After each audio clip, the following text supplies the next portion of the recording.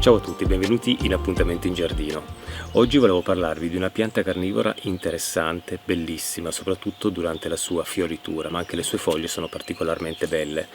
La pianta in questione è l'Utricularia reniformis.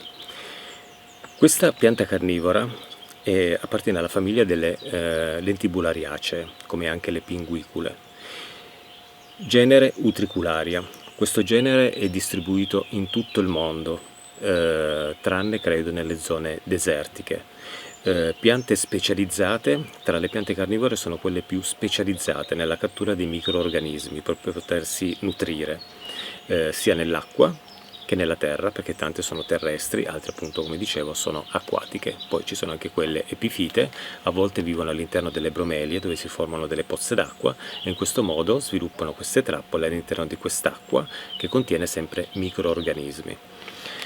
Perché dico che sono piante specializzate in maniera incredibile? Perché tra tutte le piante carnivore sono quelle che hanno raggiunto il grado di specializzazione più raffinato per quello che riguarda la cattura delle prede, ovvero i loro rizomi delle utricularie crescono e si riempiono di queste vescicole che rimangono piatte allo sviluppo e presentano poi davanti delle zone sensibili che fanno scattare la trappola. Quando un microorganismo, immaginiamo che la trappola è sott'acqua, questa vescicola, si avvicina e sfiora uno di questi organi sensibili, la trappola si gonfia, nel senso che aspira, perché catturano tramite aspirazione, aspira tutto quello che c'è davanti, compresa anche l'acqua e il microorganismo che ha fatto scattare la trappola. Quindi delle trappole veramente sofisticate e raffinate. Dopo sollevo un vaso, vediamo se riusciamo a inquadrare un po' tutto questo complesso sistema di rizomi e vesciche. Non so se sono effettivamente rizomi, perché le utriculari non ho ben capito se sono provviste di radici o hanno questi rizomi con le vescicole per catturare le prede. Lì dovrei fare una ricerca un po' su internet, perché a volte sento parlare di rizomi, a volte sento parlare di radici, quindi bisognerebbe un po' esplorare un attimino questo argomento. Utricularia reniformis, una pianta che arriva dalla parte orientale del Brasile, nella foresta atlantica, foresta ormai distrutta dall'uomo, ma sopravvive ancora in piccole zone di foresta vergine, veramente molto piccole, perché è stata una foresta deforestata credo al 90%, quindi il Brasile ha perso proprio un grande patrimonio per quello che riguardava tutta la flora di quella zona del Brasile. Lei cresce in quella zona dai 700 metri circa fino ai 2300 metri di altezza, quindi è una pianta che può tollerare temperature abbastanza calde e anche molto fredde. Comunque dopo parliamo della sua coltivazione.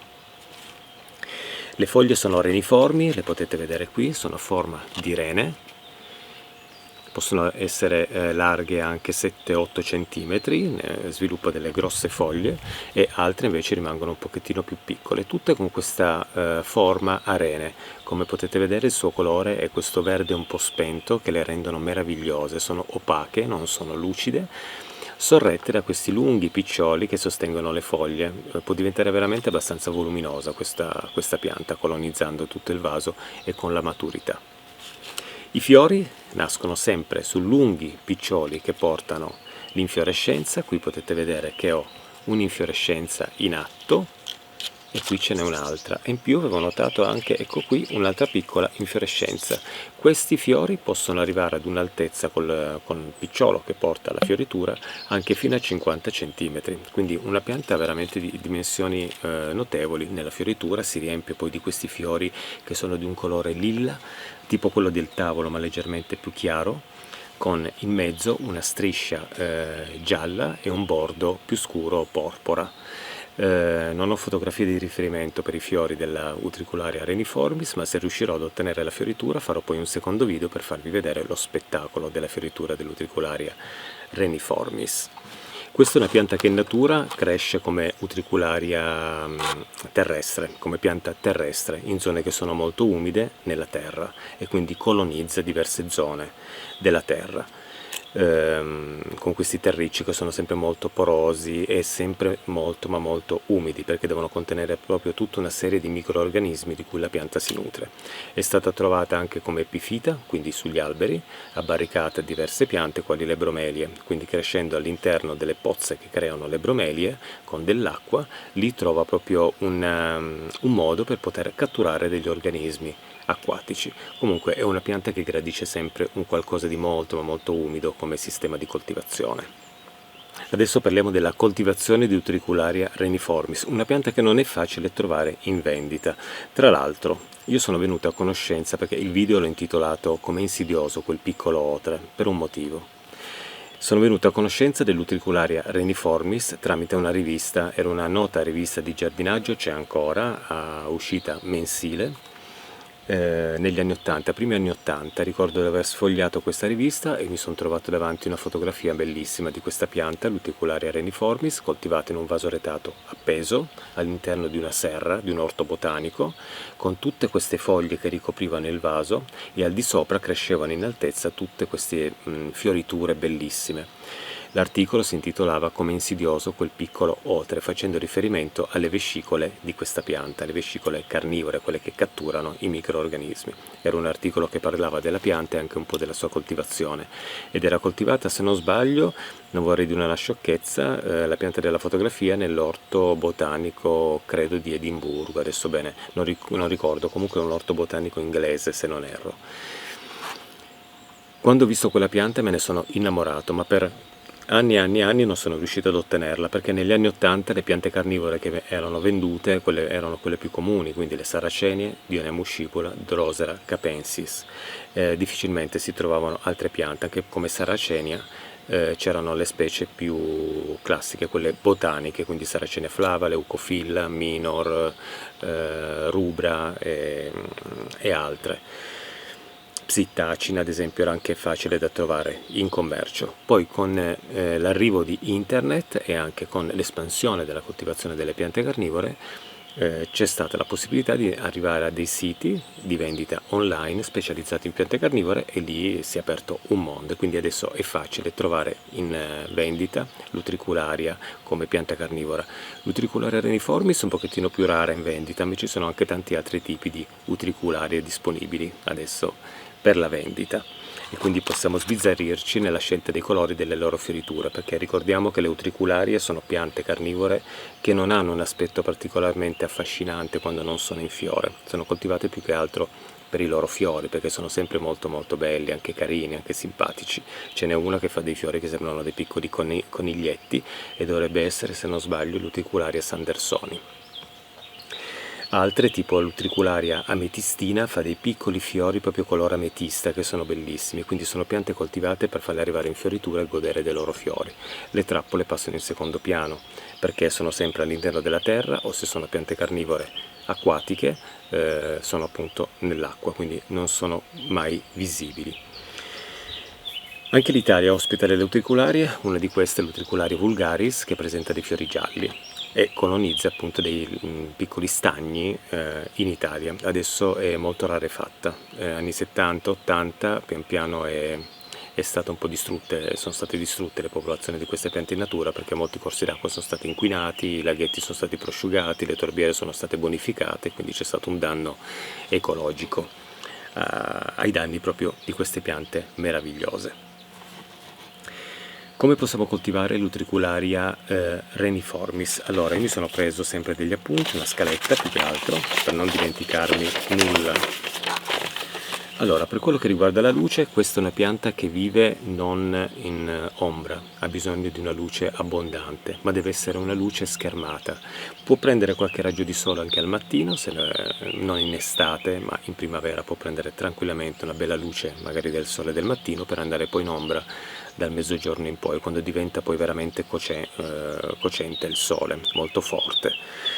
Quindi possiamo ombreggiare leggermente la nostra pianta, altrimenti se viviamo in zone particolarmente calde la teniamo con una luce indiretta abbastanza forte, ma non con un'insolazione.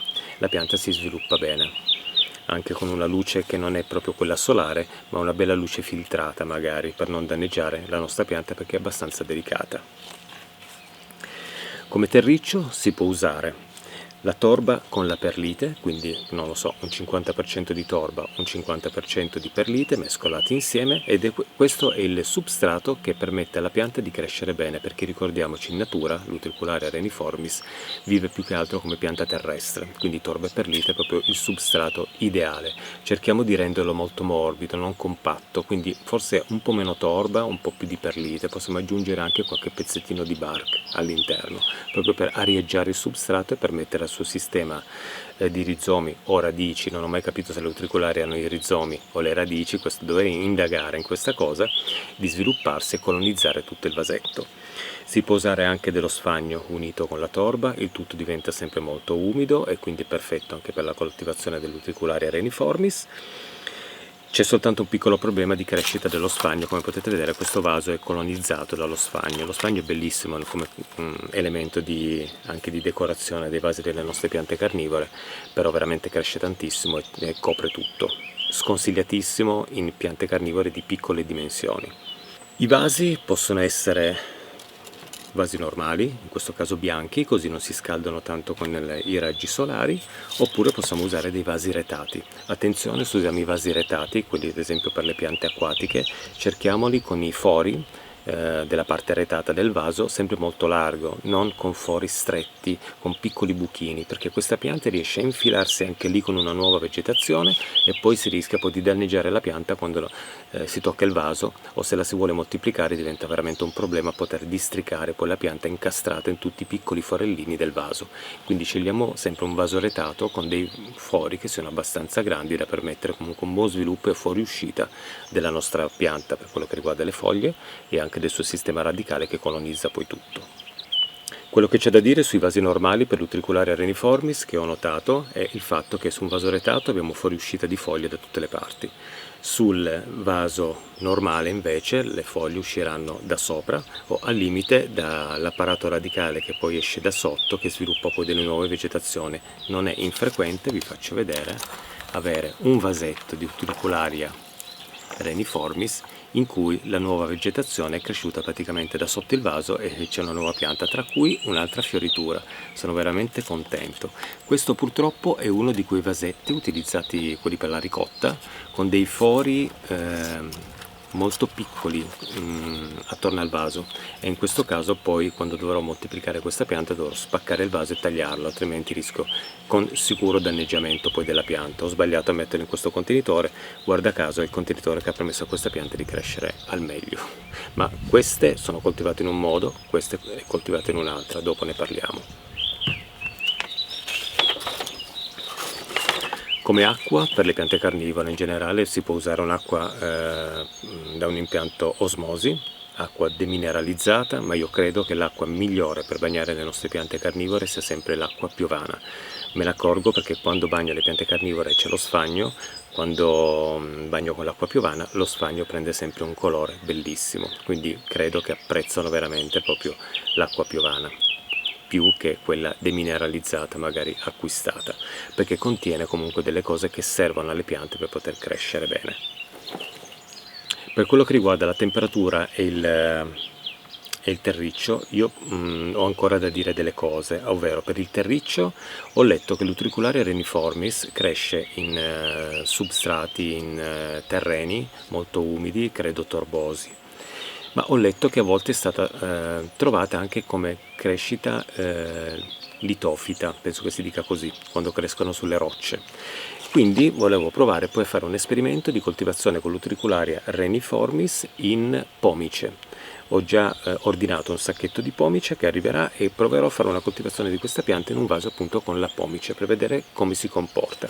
Utilizzerò per questa coltivazione una divisione magari dell'utricularia che è contenuta all'interno di questi due vasetti, perché devo poi spostarli da qui. Qui non vedete le foglie, qua ci sono perché questa è stata coltivata in casa, questa è stata coltivata fuori all'esterno e si è presa anche 2 o 3 belle gelate, però le piante sono vive all'interno, rispunteranno poi le foglie in primavera. Ci tengo a dire questo perché ho notato che su internet tante persone dicono che per stimolare la fioritura dell'Utricularia reniformis è necessario farli sentire molto freddo non delle gelate incredibili, ma una situazione di fresco-freddo con un po' di secchezza, e in questo modo si stimola poi in primavera la fioritura della pianta. Io però questa qui che sta fiorendo l'ho coltivata in casa. È vero però che nella stanza dove ho coltivato questa pianta le temperature arrivano anche a 7-8 gradi, è una stanza non riscaldata, quindi d'inverno fa particolarmente, non dico proprio freddo, ma c'è un fresco abbastanza intenso, e credo che sia proprio stato questo abbassamento della temperatura invernale a stimolare questa fioritura dell'Utricularia reniformis. Quindi come temperatura di questa pianta ricordiamoci che per stimolare la fioritura ha bisogno poi nel corso dell'inverno di sentire un pochettino il freddo, ma non lasciamo le nostre piante a gelate continue invernali, altrimenti rischiamo di perderle.